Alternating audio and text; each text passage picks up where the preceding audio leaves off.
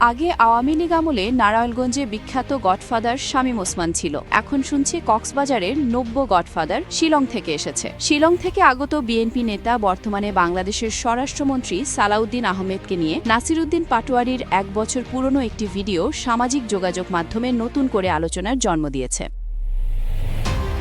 সম্প্রতি ভাইরাল হওয়া ওই ভিডিওতে দেখা যায় নাসিরউদ্দিন পাটোয়ারী কক্সবাজারবাসীদের উদ্দেশ্য করে বলেছিলেন, আগে আওয়ামী লীগ আমলে নারায়ণগঞ্জে বিখ্যাত গডফাদার শামীম ওসমান ছিল। এখন শুনছি কক্সবাজারে নব্য গডফাদার শিলং থেকে এসেছে। যে সংস্কার বুঝে না, কক্সবাজারের জনতা এই ধরনের সংস্কার বিরোধী। যে পিআর বোঝে না, রাজপথে তাদেরকে দেখিয়ে দেবে ইনশাল্লাহ।